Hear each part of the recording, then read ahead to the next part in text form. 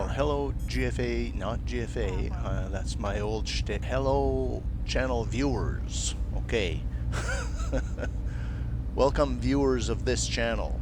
What is this channel? I'm Xavier, science officer aboard the Nostromo 180286.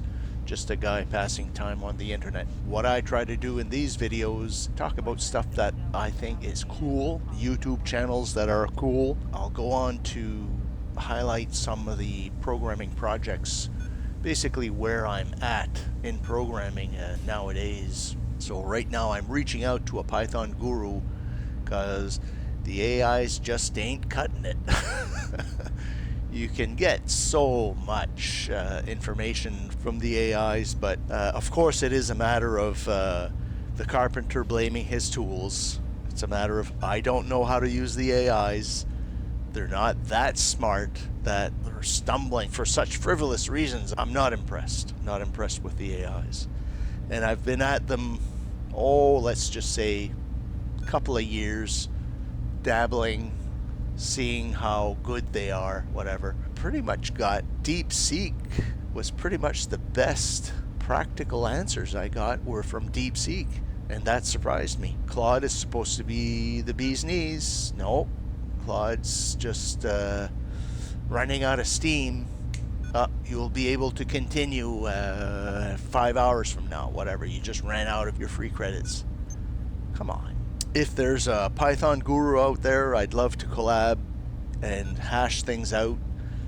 Maybe I'm just stuck at a typical point. Maybe there is a series of tutorials that I should be watching before undertaking any Python. So I'll still keep using the AIs for the obvious reasons, seeing if it can figure out some things. What I had started with the AIs to test out its Python chops was, okay, let's just try a hockey game. For example, the Coleco hockey game, a typical layout there. But the Coleco hockey game, so this is a more recent version, but typically, yeah, you had these little things that would pop up when there was a score. You'd have your players on, you can't really see here, I think I'll get another. Yeah, you had these rods that you would push and pull, and then you could twist to shoot the puck, to sweep at the puck. Kids would get that at Christmas time in the 70s and 80s. I'm sure it went on. That's what I figured I'd try to simulate in this Python environment. Let's get back to, this is my GitHub, by the way, if you don't know what GitHub is. GitHub is a place for programmers to be able to share their code with the world or specific people if they just want to work with specific people. Then everybody can download a copy of that, work out improvements or work out additions, and then ask if the original author wants to approve and merge into the main project. So yeah, you pretty much would have to know what you're doing in programming to do that. But if I'm gonna learn how to use GitHub, and then the advantage of GitHub is that you can share rather large files, doesn't seem to limit you. It is free.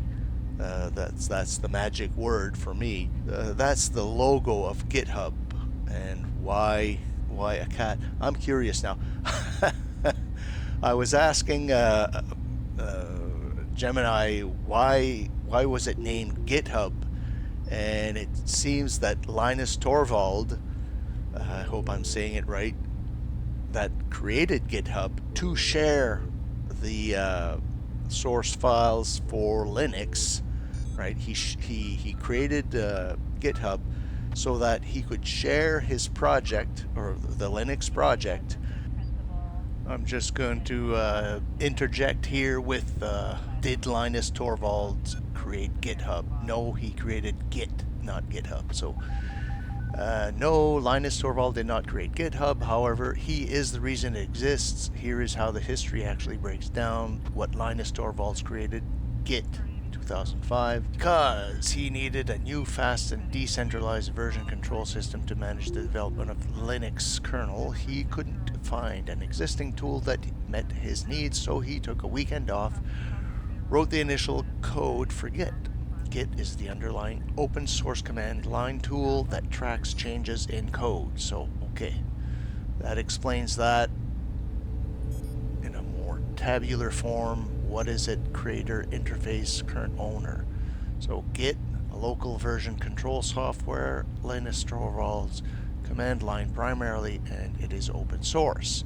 GitHub, a cloud-based hosting platform for Git repositories by these gentlemen here. Web-based graphical interface Microsoft acquired in 2018.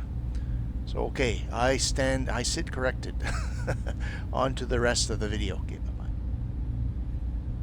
And people could go off on their own, try to improve the code, and then come back with suggestions for improvements, and he could, merge them or say, no, there's still a problem here.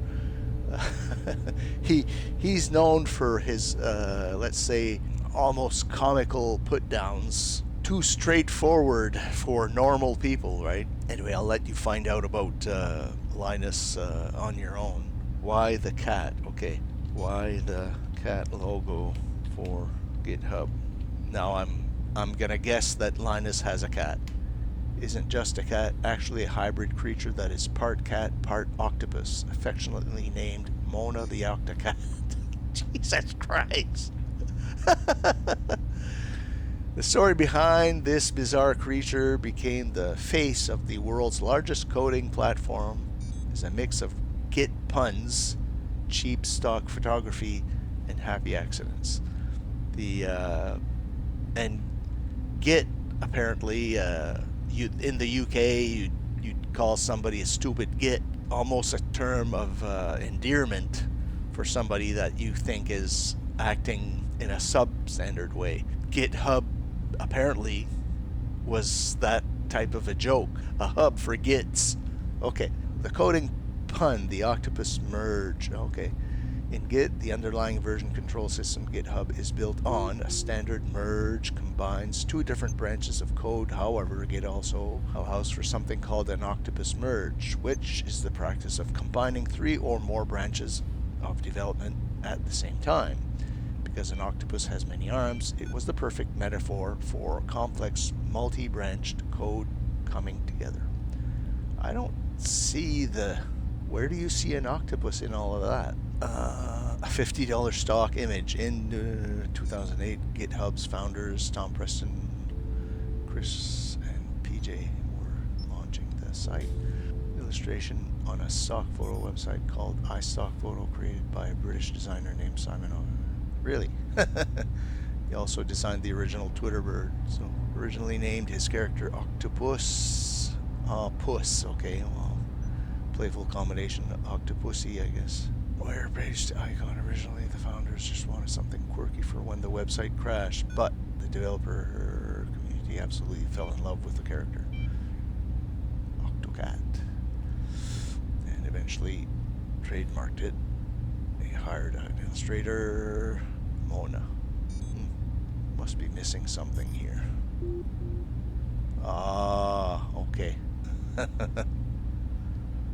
All right, that explains a lot.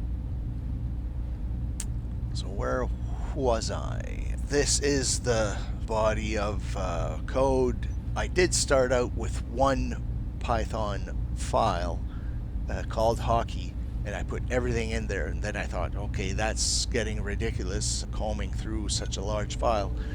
So I asked the AIs, can you split up everything into different modules? And yes, okay. So that's why we see draw, game, input, main, models, physics, requirements.txt. Okay, that's just a specification. Rink snapshot. Okay, it did come up with a suggestion. Do you want me to map the P key to take a snapshot of the game so that I can post that to an AI and they can check things out? And I'll say one thing. If you give it a screenshot of your game and you say, do you see how the red circles are in the end zone and not in the neutral zone where they're supposed to be? Oh yes, da da da da da da. and it would make the correction when. Now, I'm not saying that AIs are stupid. I'm saying AIs are wonderful and impressive, right? But it's the curious ways that they stumble that make them pathetic. It is definitely not up to snuff when you're talking about stupid mistakes. Okay, is that enough said? If you are a forthcoming mentor type ready to share your Python knowledge, just help a guy out, just trying to get better at it, that would be much appreciated. Now, I am reaching out to the Cherno and trying to get him to talk to me, see how far along I can get in the world of C++ and game development, and I'm just picking up the lingo. I'm interested. I'll try to learn and help, but I think maybe the best I can offer, or the way they could see me in the best light, is this is a noob. Now, if there's something that is so obvious to us, maybe it's not obvious to a noob, and he could tell us. So maybe that'd be my ultimate role for the foreseeable, is that I know nothing. I have no preconceptions of how things should work or be organized. So I'll come up with the innocent questions, and maybe that would be more useful to them. Okay, well, thank you for watching. We'll catch you in the next video, and please like and subscribe if you like these videos and want to see more. All right, bye-bye.